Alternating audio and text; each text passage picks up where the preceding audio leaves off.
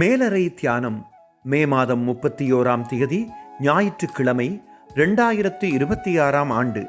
எழுதியிருப்பவர் Martha கசிமானோ, Alabama, USA. தலைப்பு: முன்கூட்டியே கடவுளுக்கு நன்றி சொல்லுதல்.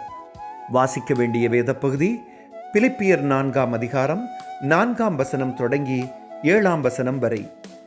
இன்றைய நாளுக்குரிய தியான வசனம் மாற்கு 11ஆம் அதிகாரம் 24ஆம் வசனம்.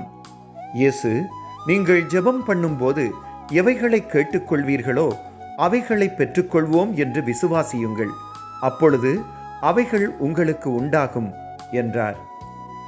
மறுமொழி கிடைக்காத பல ஜெபங்களை நாம் ஏற்கனவே செய்திருப்பதால் இன்றைய மகுட வாக்கியத்தை ஏற்றுக்கொள்ளவும் அதை நடைமுறைப்படுத்தவும் சிறிது கஷ்டமாக இருக்கலாம். குறித்த காலத்துக்குள் நாம் நினைத்தபடி விடை கிடைக்காவிட்டால் எமது ஜெபம் கேட்கப்படவில்லை என்றும் உணர்வோம். ஆயினும் இன்றைய மகுட வாக்கியம் புதிய முறையில் ஜெபிக்க என்னை தூண்டுகிறது.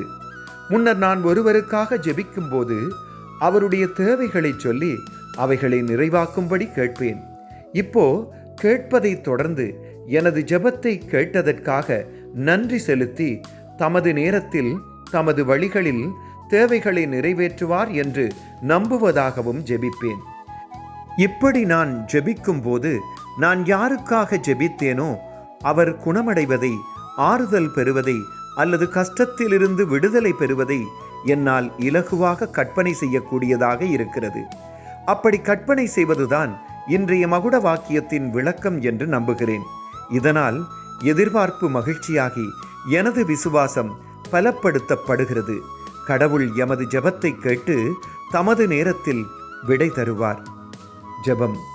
அன்பான கடவுளே, எமது ஜெபங்களை கேட்பதற்காக நன்றி. நீங்கள் எம்மை நேசிக்கிறீர்கள், எமது தேவைகளை நிறைவேற்றுவீர்கள் என்பதை நாம் நம்ப உதவி செய்யுங்கள். இயேசுவின் நாமத்தில் கேட்கிறோம், ஆமேன். இன்றைய நாளுக்குரிய சிந்தனை: எனது ஜெபங்களுக்கு விடை தரப்போவதற்காக முன்கூட்டியே நன்றி சொல்வேன். கர்த்தருடைய அன்பும் இரக்கமும் அவர் தரும் விடுதலையும் இந்த நாளில் உங்கள் அனைவரோடும் கூட இருப்பதாக.